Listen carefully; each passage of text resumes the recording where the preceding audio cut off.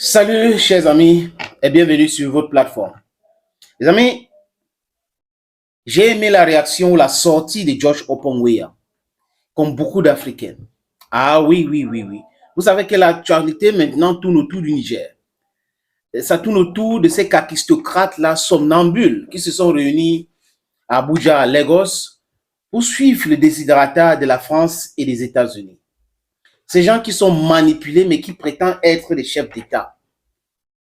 Ces gens faibles, those knuckle drivers.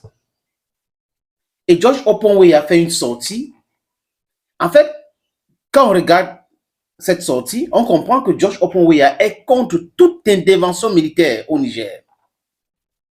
George Oppongweya s'interroge du fait qu'un groupuscule de personnes décide de protéger quelques individus.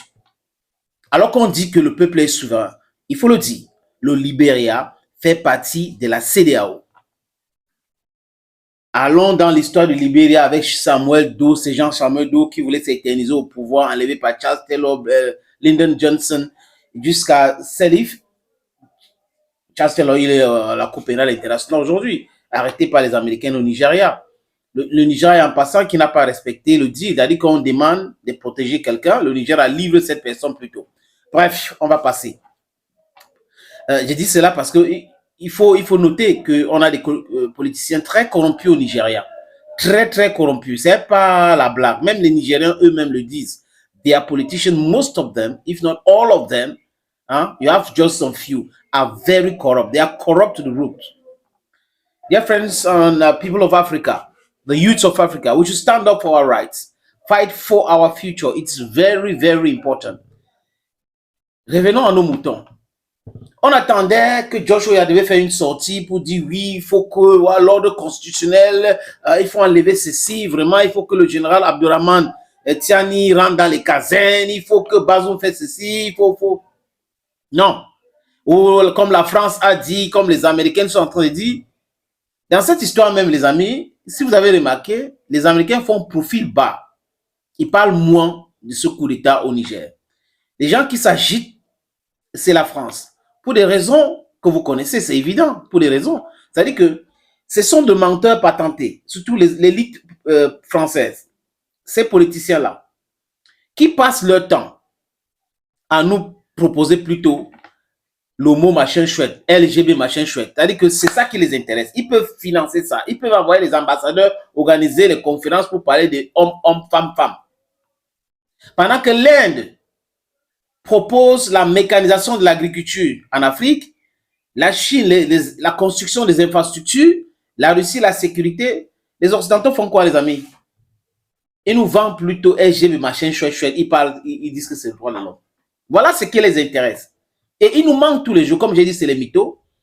Oh, le Niger, c'est un pays pauvre. Oh, le Niger n'a rien. Oh, le Burkina Faso n'a rien. Oh, le Mali n'a rien. On est seulement là pour les aider. Et quand on les chasse, ça commence à faire problème. La presse française entre en branle. La presse française commence à insulter tout le monde. Ils ont même traité le gouvernement centrafricain de putschiste sur LCI. Je vous ai proposé, regardez les vidéos, les récentes vidéos de LCI qui parlent de la Centrafrique. Vous allez voir que parce que la Centrafrique a trouvé un nouveau partenaire aujourd'hui, ce gouvernement devient le gouvernement de putschistes. Oui, moi j'attends encore la réaction de M. Touadéra. Les amis, revenons à George Oppongweya. C'est quelqu'un qui a joué au football de façon honnête. Il a joué au Cameroun, à Tonel Kalara Club de Yaoundé. Il allait en France, Monaco, PSG, Milan AC, Manchester City. En fait, c'est un très grand footballeur. Et il était tellement populaire dans son pays qu'il allait aux élections avec Salif Johnson. Et elle a battu Salif Johnson aux élections. Mais les élections ont été truquées. Et ceux qui ont truqué ces élections-là ont demandé à George de se calmer, de faire des formations de management et autres. Il a compris, il a laissé tomber. Mais il est devenu président aujourd'hui. Pas pour s'éterniser au pouvoir. Il a dit lui-même. Et en réagissant, j'y arrive, enfin, je perds mon latin parce que le sujet est très grave. En réagissant aux différents propos de certains chefs d'État de la sous-région, CEDEAO, il dit La CEDEAO ne peut pas cautionner les coups d'État institutionnels et condamner les coups d'État militaires.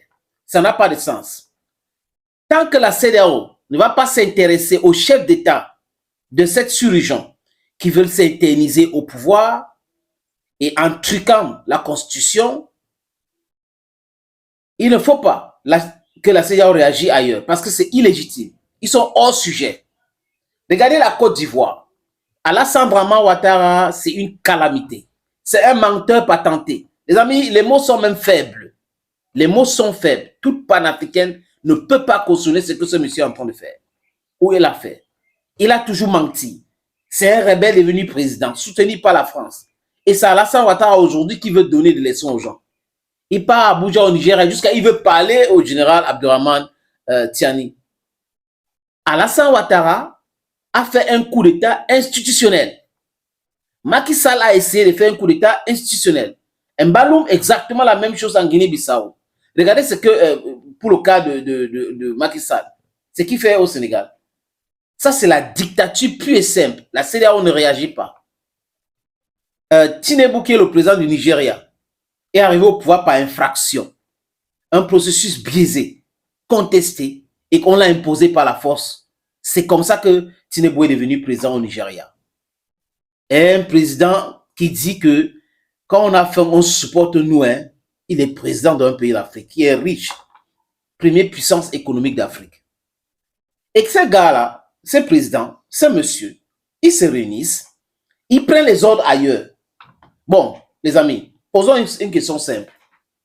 Parce que pour moi, George Weah a raison. Posons une question simple. À quoi sert l'Union africaine? L'Union africaine a été créée pourquoi? Est-ce que le Niger n'est pas un pays africain?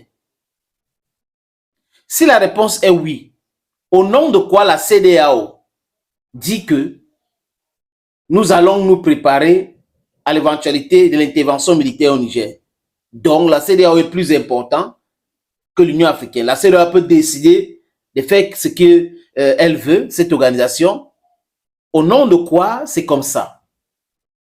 Je vois l'évacuation des citoyens européens, français, les Américains pour l'instant n'ont pas bronché.